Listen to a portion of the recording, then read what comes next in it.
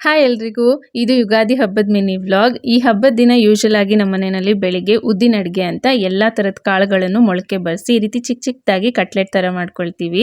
Taste ತುಂಬಾ ಚೆನ್ನಾಗಿರುತ್ತೆ. ಮಕ್ಕಳಿಗೆಲ್ಲ ಇದನ್ನು ಮಾಡಿಕೊಟ್ಟು ಒಬ್ರೊಬ್ಬರಿಗೆ ಸಾಲಾಗಿ ಎಲ್ರಿಗೂ ಎಣ್ಣೆನ ಹಚ್ಚಿ ಸ್ವಲ್ಪ ಹೊತ್ತು ಬಿಸಿಲಲ್ಲಿ ಕೂರಿಸಿ ನಾನು ಬಂದು ರೆಡಿಯಾಗಿ ಪೂಜೆನ ಮಾಡಿಕೊಂಡೆ. ಇನ್ನು ಯುಗಾದಿ ಹಬ್ಬ ಅಂದ್ರೇ ನಮ್ಮ ಹೊಸ ವರ್ಷ ಅಲ್ವಾ. ಬೇವು ಬೆಲ್ಲನ ತಿನ್ನುವಂಥ ಸಮಯ. ಬೆಲ್ಲ ಏನೋ ಈಸಿಯಾಗಿ ಎಲ್ಲರೂ ತಿಂದ್ಬಿಡ್ತೀವಿ, ಆದರೆ ಬೇವಿನ ಕಹಿ ತಿನ್ನುವಾಗ ಸ್ವಲ್ಪ ಹಿಂದೆ ಮುಂದೆ ನೋಡ್ತೀವಿ. ಆದರೆ ಬೇವನ್ ತಿಂದ ಮೇಲೇನೆ ಅಲ್ವಾ ಬೆಲ್ಲದ ರುಚಿ ಏನು ಅನ್ನೋದು ನಮಗೂ ಗೊತ್ತಾಗೋದು. ಹಾಗೇನೆ ಜೀವನದಲ್ಲಿ ಕಷ್ಟನ ಅನುಭವಿಸಿದಾಗ್ಲೇನೆ ಸುಖದ ಬೆಲೆ ಏನು ಅಂತ ಹೇಳಿ ಗೊತ್ತಾಗೋದು. ನಿನ್ನೆ ಮೊನ್ನೆ 2 ದಿನನೂ ನಿಮಗೆ ವಿಶ್ ಮಾಡೋದಕ್ಕೆ ಆಗಲಿಲ್ಲ, ಜಸ್ಟ್ ಒಂದು ಸ್ಟೋರಿನಲ್ಲಿ ವಿಶ್ ಮಾಡಿದ್ದೆ ಅಷ್ಟೇ. ಎಲ್ರಿಗೂ ಕೂಡ ಈ ಚಂದ್ರಮಾನ ಯುಗಾದಿಯ ಶುಭಾಶಯಗಳು. ಮನೇಲಿ ಪೂಜೆನೆಲ್ಲ ಮುಗಿಸ್ಕೊಂಡು ನಮ್ಮ ಮನೆ ದೇವರಿಗೆ ಅಂತ ಹೋಗಿದ್ವಿ. ಯುಗಾದಿ ಹಬ್ಬದ ದಿನ ಯೂಶುವಲ್ ಆಗಿ ಮಳೆ ಬರುತ್ತೆ, ಬಟ್ ನಮ್ಮ ನೇಟಿವ್ ಅಲ್ಲಿ ಆಲಿಕಲ್ ಮಳೆ ಬಂದಿತ್ತು. ನೋಡೋದಕ್ಕಂತೂ ತುಂಬಾ ಖುಷಿ ಆಗ್ತಾ ಇತ್ತು. ಮಕ್ಕಳ ಜೊತೆ ನಾವು ಕೂಡ ಅದ್ರಲ್ಲಿ ಸ್ವಲ್ಪ ಆಟ ಆಡ್ಕೊಂಡು ಬಂದ್ವಿ.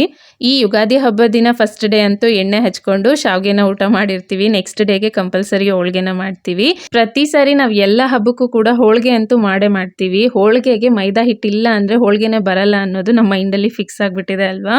ಸರಿ ನೋಡೋಣ ಅಂತ ಹೇಳಿ ಈ ಸರಿ ನಾನು ಗೋಧಿ ಹಿಟ್ಟಿನಲ್ಲಿ ಹೋಳ್ಗೆನ ಮಾಡಿದೆ. ಟೇಸ್ಟ್ ಅಂತೂ ತುಂಬಾನೇ ಚೆನ್ನಾಗಿತ್ತು.